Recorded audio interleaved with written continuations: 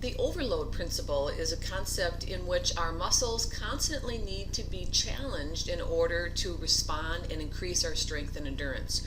For example, a bodybuilder has to continue adding weights over time to continue to get the bulk and the strength that they're looking for.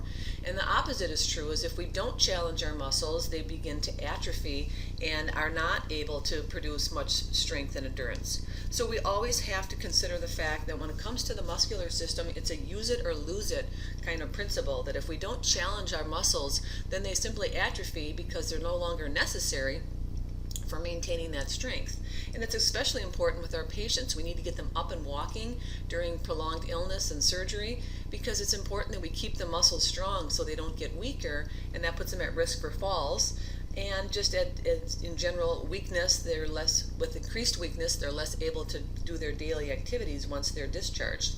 And if you think of the heart as also a muscle, if we don't challenge our heart to pump hard with some mild exercise, then our hearts become weaker as well. So if we want to have good longevity and a quality of life as we enter our older years, we definitely need to have some good muscle mass, bringing that into our older years by doing and participating in mild to moderate exercise.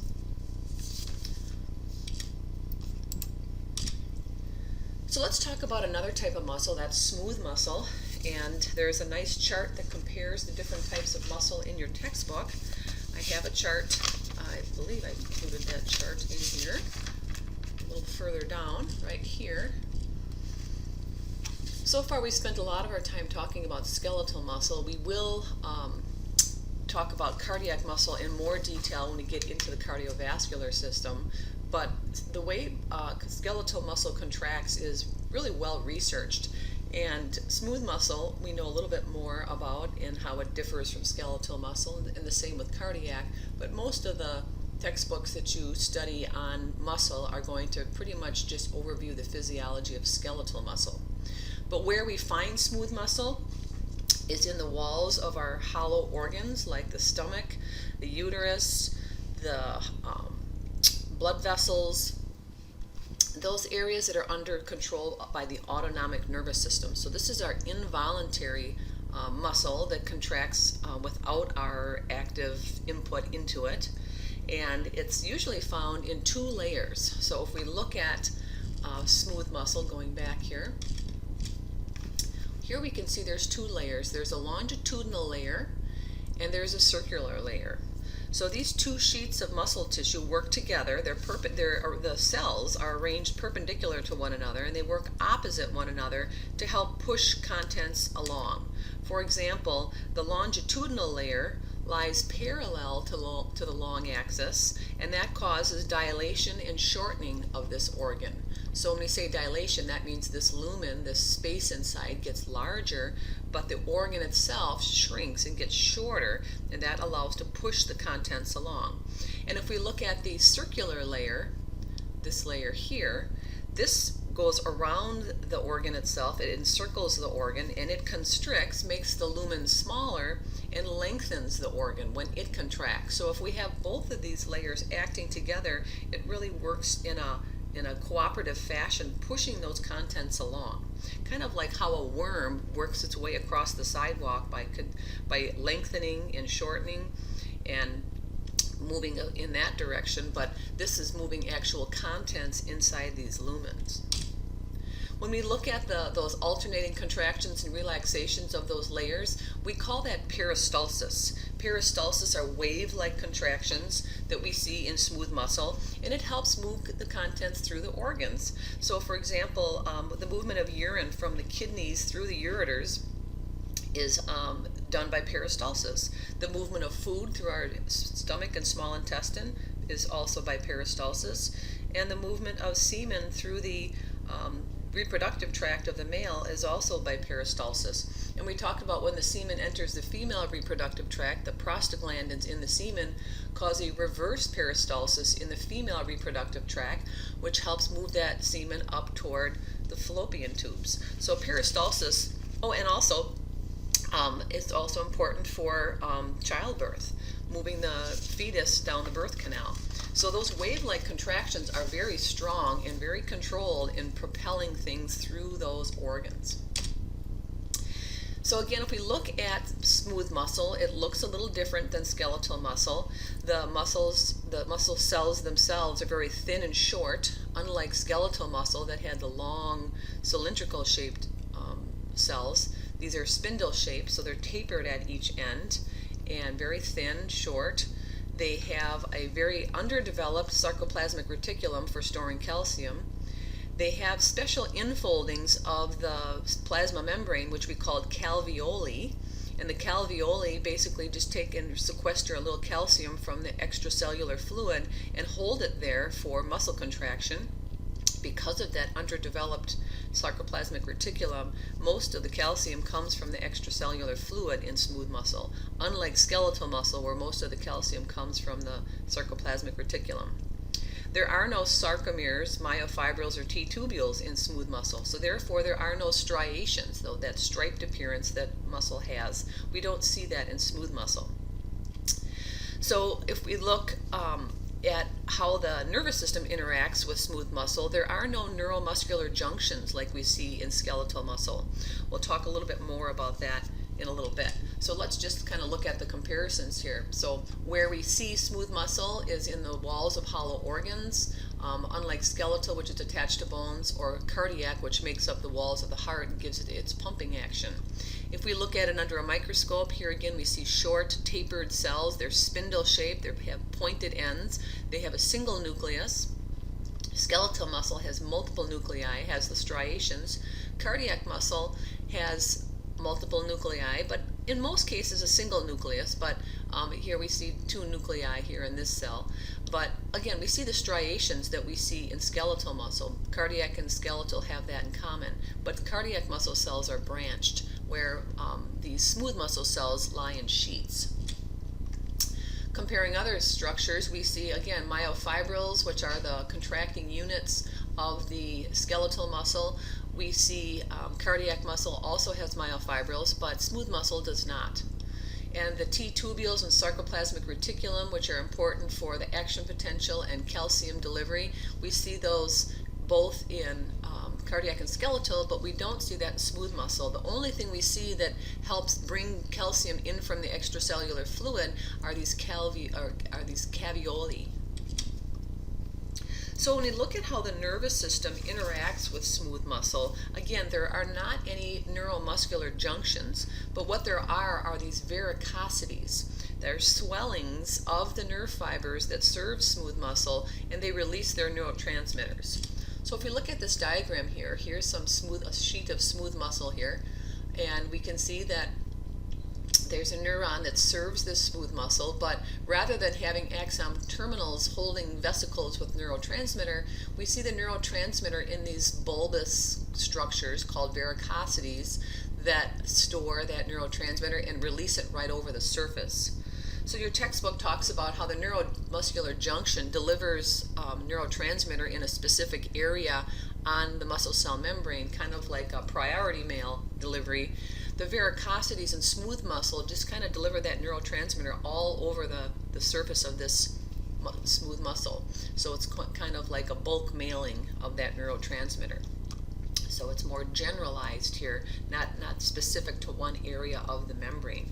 And again, this neuron here is an autonomic nerve fiber. It's a postganglionic neuron, and it is either going to release norepinephrine if it's a sympathetic postganglionic neuron, or it's going to release acetylcholine if it's a parasympathetic postganglionic neuron. So when you look at these vericosities, it's going to release it all over the surface here of this smooth muscle. And that's quite different than what we see in skeletal muscle, where we have that neuromuscular junction, which is very specific to one area. So looking at the myofilaments, if we look at the myosin head, the thick filaments, they have heads along their entire length. If you remember from skeletal muscle, the heads of the myosin myofilament are only on the edges of the filament. They're not along the entire length. And the benefit of having heads along the entire length is that the contraction lasts longer because there's more heads to interact with the actin myofilament. So it's very slow to contract because of all those heads engaging, and it's also slow to relax because it takes time for those heads to disengage. And because of that, we have slow powerful contractions with smooth muscle. And instead of troponin to bind calcium, as we saw in skeletal muscle, we have a different protein in smooth muscle cells, which is called calmodulin. So there is no troponin in smooth muscle. We have a special protein called calmodulin, which binds calcium. And if we look at the arrangement of myofilaments, like we said, we don't have the striations in smooth muscle. They're arranged in a spiral arrangement, almost like a corkscrew. So when those myofilaments contract, that organ is going to twist and squeeze, almost like you would twist and squeeze a rag to get the excess water out. The same is true of smooth muscle. So it just helps propel those contents, again, along the way through the lumen of those smooth muscle-lined organs. So here's an example of all these structures kind of put together here. So we have the calveoli, which are these indentations of the plasma membrane, which stores calcium from the extracellular fluid. We have a single nucleus here. We have these tapered ends, and we have something called these gap junctions. And what gap junctions do is they allow ions from an action potential from one cell. So if we had another adjacent cell here and another cell here, like we see in smooth muscle, remember these cells are in sheets. So if we had an action potential, say with sodium entering the cell from the extracellular fluid, that excess sodium can then travel right through these channels, these gap junctions, and cause an action potential in this cell. So we just see this free ion movement through these gap junctions, and that allows this whole muscle cell to contract as a unit. And that's important when we want to propel substances through the stomach or large intestine. We want that whole muscle to contract together, all those muscle cells working together to move that food through. So those gap junctions are important to that what we call a functional synctium, which means the whole muscle is working in sync with one another and promoting that movement of fluid through that lumen. So here's what a contracted smooth muscle fiber looks like. So we have these dense bodies that kind of tether the different portions of the cell together, and the cell shortens and twists as it contracts. Kind of like a worm, like I said, does as those muscles contract. So when you look at how the process of contraction of smooth muscle differs from skeletal, again, most of the calcium comes from the extracellular fluid via these calveoli, which are found very close to the SR inside the cell. So we see some calcium release from the sarcoplasmic reticulum, and we see this large increase in calcium, and that's the first trigger for this smooth muscle contraction. So once that calcium is inside the cell, we'll just go to the next slide here because we can see a visual picture. So we have this increased calcium coming in from the extracellular fluid. We have calcium coming from the much less important or numerous sarcoplasmic reticulum that we see in smooth muscle compared to skeletal. So we see this increase in intracellular calcium. This calcium binds to this special protein that instead of troponin, this is calmodulin. So the calcium binds to calmodulin. Once activated, that calmodulin activates an enzyme called myosin light chain kinase. So that interacts with this myosin light chain kinase and activates it, which allows ATP to release a phosphate group and become ADP. That phosphate group binds to the myosin head and enables it to perform the power stroke. So it forms the cross bridges. Remember, it cocks the head, just like we saw in skeletal muscle, binds to actin and pulls that actin forward. So couple of different processes from skeletal muscle, and that's the binding of calmodulin, activating this enzyme called myosin light chain kinase, or MLCK, and then it binds, that phosphate binds to the myosin head. So if we go up to our previous slide here, I'll get my PowerPoint to work. There we go. Oops.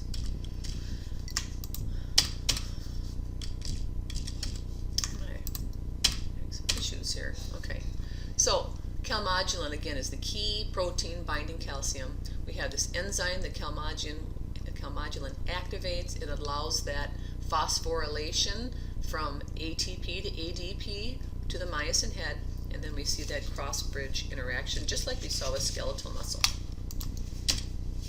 Sorry, I'm having a little trouble with my PowerPoint here. Okay, some special features of smooth muscle is that when we stretch smooth muscle beyond its resting length, it can adapt to that new length and contract just as powerfully as it did at the shorter length. For example, if we overstretch our skeletal muscles, we see less contraction.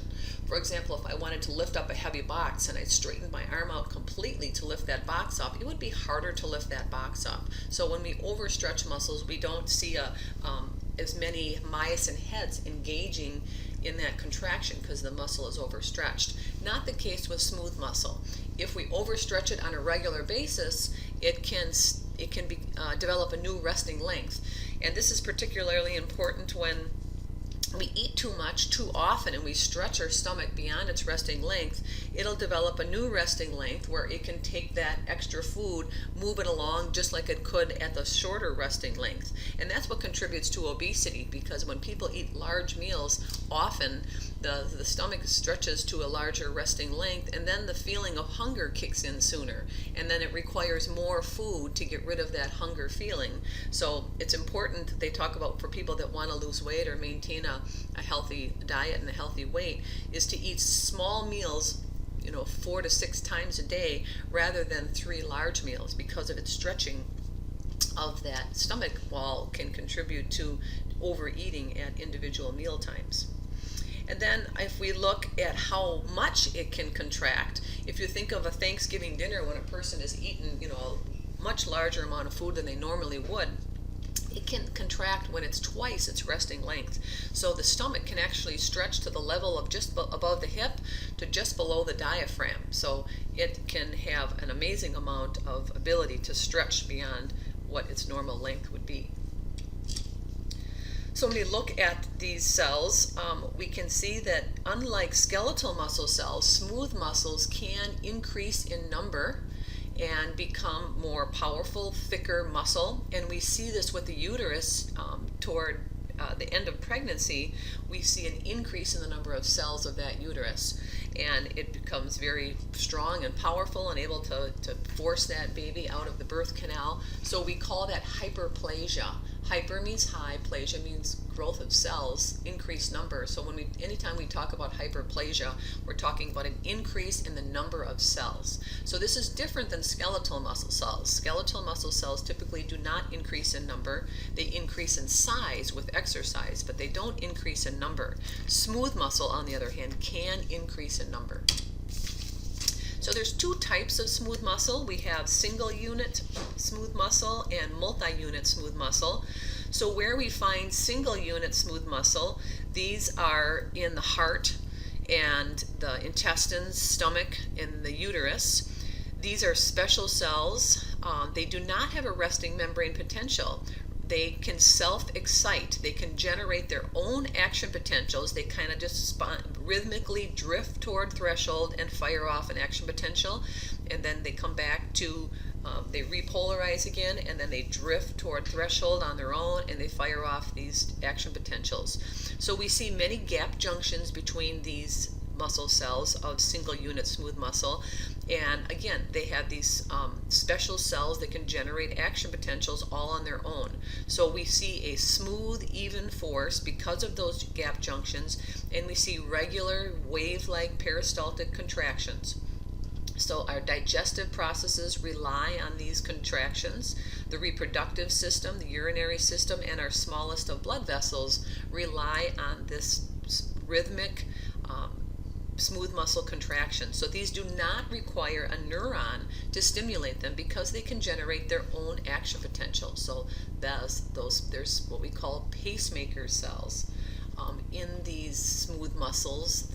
Some of these smooth muscle cells are pacemakers. They can generate their own action potential, and it spreads very quickly across the muscle because of those gap junctions we talked about that connect one cell to another in terms of having those open doors for ions to flow between the cells. Multi-unit smooth muscle is a little different. These do require nervous stimulation, so they require that autonomic postganglionic neuron to stimulate that muscle. And we find this type of muscle in the erector pili muscle of the skin, in the bronchioles, the large arteries of the body, the iris of the eye that dilates and constricts the pupil, the ciliary body of the eye that flattens and thickens the lens. So each fiber is served, or each fiber of the nervous system, is part of a motor unit and develops a graded potential, kind of like we see in skeletal muscle. So we see these branched regions of the neuron, the postganglionic neuron, and then we see motor units, and the more motor units that are activated, the stronger the muscular contraction we're going to see. So this is more like skeletal muscle, this multi-unit smooth muscle. So as we age, what we can expect to encounter if we don't exercise, we see the number of active contracting muscle fibers decrease. And that process starts around 30 years old and continues beyond that age. And by 80 years old, we have 50% less strength than we do when we're younger. So the best way to challenge our muscular system and slow that process is through exercise.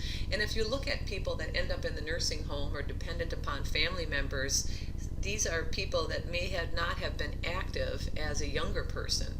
They may, and it's not dependent on, exercise in terms of, being overweight or not overweight. It's a matter of challenging our muscles. By today's standards, the look is to be thin and in shape in terms of just by looking at the outside. If a person is thin, we assume that they're healthy and strong, but that's not always the case. We have found, when I taught a health class at a university, we did a little health and wellness testing, and some of the younger college students I had in my class that looked healthy by traditional standards were actually some of the weakest students in the class. So checking a resting heart rate is a good way to assess your cardiovascular health. Oftentimes a higher heart rate indicates a weaker heart, a higher resting heart rate, that is, because the heart isn't as efficient in pumping blood. And also just checking your strength. You can get a fitness assessment done at the wellness center here at Western, and they can tell you where you are in terms of flexibility and strength. And it's really a good idea to improve your strength if you're not getting much exercise, as many busy college students and busy moms and dads, and when we're working a lot, we tend to put exercise on the back burner, but it's really important for overall health and well-being. And the more we exercise, the more we develop our muscle cells, the more metabolic those muscle cells are, and people tend to have a higher metabolic rate the more muscle activity that they have. So even between exercise, when we just do a little bit of strength training, we improve our metabolic rate and our overall health, and that just makes for a better quality of life as we age.